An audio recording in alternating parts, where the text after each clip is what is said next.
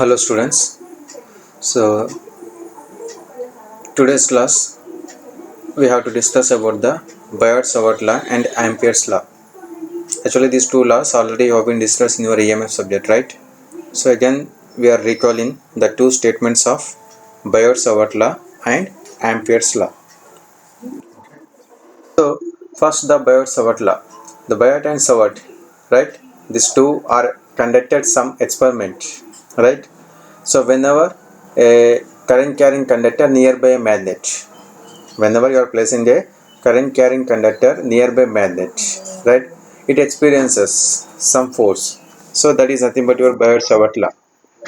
So here the statement is the magnetic field along the vertical current carrying conductor in a closed surface. Whenever a current carrying conductor in a closed surface, the magnetic field developed. That magnetic field is directly proportional to the value of the current and inversely proportional to the perpendicular distance from the point of the conductor, which is nothing but here or as per the diagram. Okay, the current is I.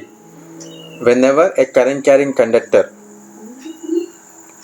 in a closed surface, right, whenever a current carrying conductor in a closed surface will experiences a magnetic field, and the value of that magnetic field is directly proportional to the amount of current flowing through a conductor and inversely proportional to the perpendicular distance. Here our perpendicular distance is r. So from the statement we can write B proportional to I by r.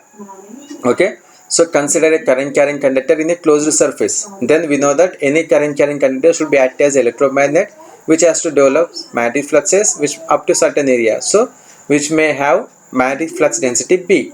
That B value is directly proportional to current and inversely proportional to perpendicular distance r.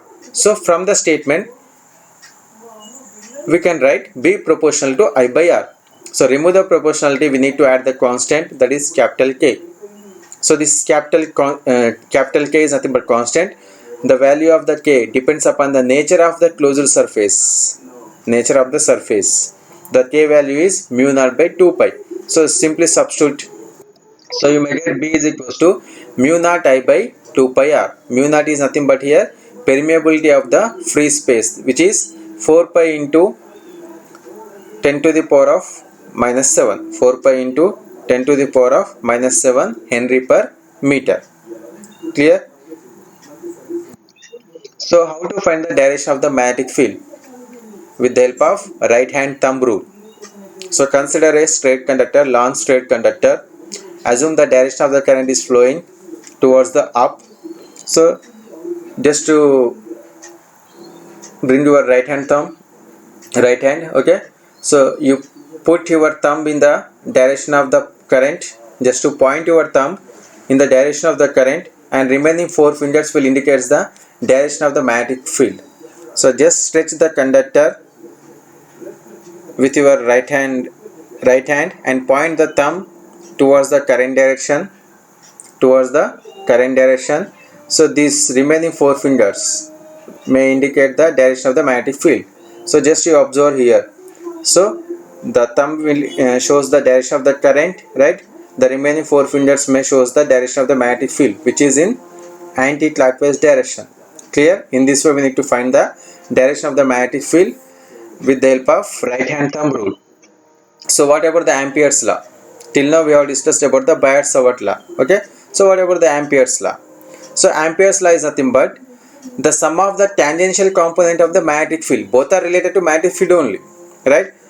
In our Biot-Savart law, the magnetic field is directly proportional to the current, inversely proportional to the perpendicular distance. But coming to the Ampere's law, the sum of the tangential component of the magnetic field and the length of the element of a closed surface or closed curve, which is nothing but product of or the current time, the current which passes through the area, right, which is nothing but mu naught into I. As per the Ampere's law statement, we can write summation of the tangential component B into del L, summation of the tangential component B into del L, which is nothing but mu naught times of the current,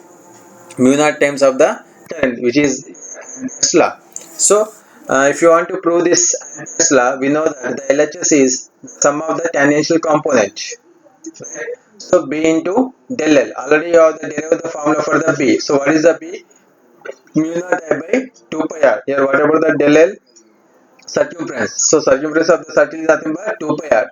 Both are just cancelled. We have taken circular conductor, right? So the formula as per Ampere's law is nothing but mu naught into I. Mu naught into I. That is nothing but your Ampere's law, right? From the diagram we have taken the summation of the tangential component, right? So here the flux is 0, here the angle will be the 0 because both are parallel, right? So cos 0 is 1, so B into del L. When you have taken the addition of the tangential components, right? Tangential components means with respect to cos phi only. So B into del L. So your del L is the circumference of the circle. So circumference of the circle is nothing but 2 pi r, right? So both are just cancelled. You will get your mu naught into I. So the Ampere's law applications. You may apply Ampere's law for the straight conductor or toroidal coil, okay, solenoid, okay, all are same. You can apply for anything, straight or toroidal, or one more thing is solenoid, okay, solenoid, straight or toroid coil. Clear? So the main difference between the both these two laws. So already you have studied Coulomb's law and Gauss law. What is the main difference? Gauss law was easier and convenient. Uses the symmetry, right? Spherical, cylindrical, cuboidal. So what about the difference between these two? Ampere's law takes the symmetry into account.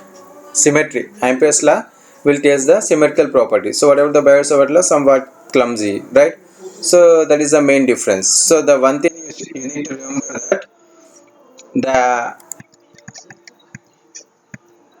Biot-Savart law is nothing but B is equals to mu naught I by 2 pi r, and Ampere's law is nothing but summation of the tangential component is mu naught times of current. These two things you need to remember. Okay. Thank you.